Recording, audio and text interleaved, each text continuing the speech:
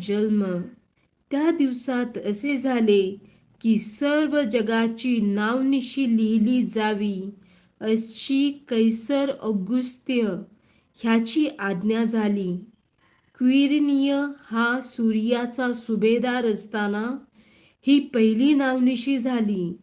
तेव्हा सर्व लोक आपापल्या गावी नावनिशी लिहून द्यायला गेले. योसेफ हा दाविदाच्या घराण्यातला व कुळातला असल्यामुळे तोही गालिलातील नासरेत गावाहून वर यहुदियातील दाविदाच्या बेथलेम गावी गेला व नावनिशी लिहून देण्यासाठी त्याला वाग्दत्त झालेली मरिया गरोदर असताना तिलाही त्याने बरोबर नेले. ते तेथे असताना असे झाले की तिचे दिवस पूर्ण भरले आणि तिला तिचा प्रथम पुत्र झाला.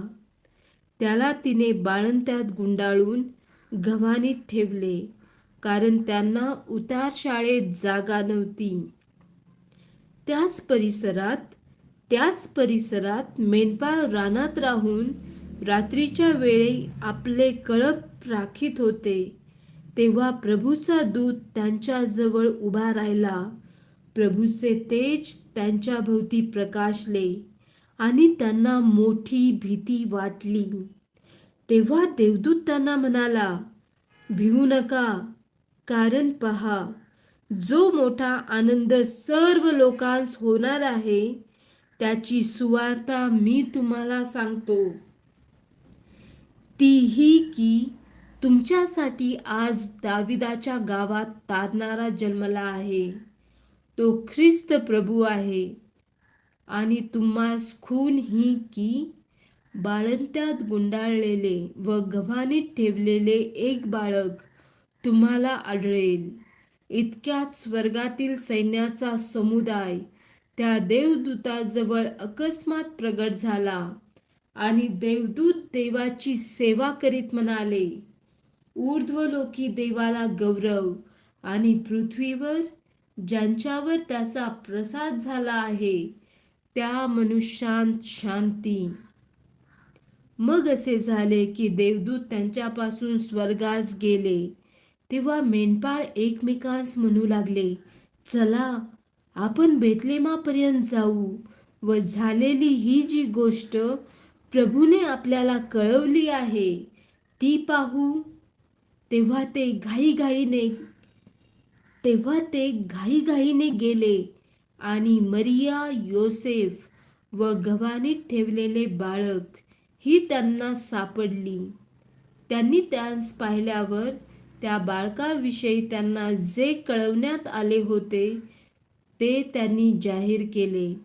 मग ऐकणारे सर्वजण त्या मेंढपाळांनी सांगितलेल्या गोष्टीवरून आश्चर्यचकित झाले.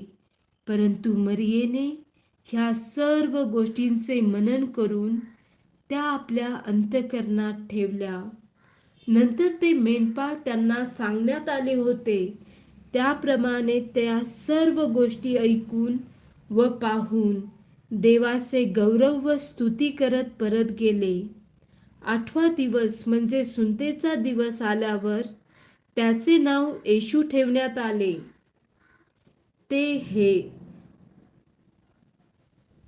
तो उदरात संभवण्यापूर्वीच ते देवदूताने ठेवले होते. 8वा दिवस म्हणजे सुंतेचा दिवस आल्यावर त्याचे नाव येशू ठेवण्यात आले. हे तो उदरात संभवण्यापूर्वीच देवदूताने ठेवले होते. मंदिरात येशूचे समर्पण. पुढे मोशेच्या नियमशास्त्राप्रमाणे त्याचे शुद्धीकरणाचे दिवस भरल्यावर ते त्याला वर यरुशलेमेस घेऊन आले. ते अशासाठी की त्याचे प्रभूला समर्पण करावे, म्हणजे प्रत्येक प्रथम जन्मलेला नर हा प्रभूसाठी पवित्र म्हटला जावा, असे जे प्रभूच्या नियमशास्त्रात लिहिले आहे त्याप्रमाणे करावे. आणि प्रभूच्या नियमशास्त्रात सांगितल्याप्रमाणे होल्यांचा जोडा किंवा पारव्यांची 2 पिले ह्यांचा यज्ञ करावा.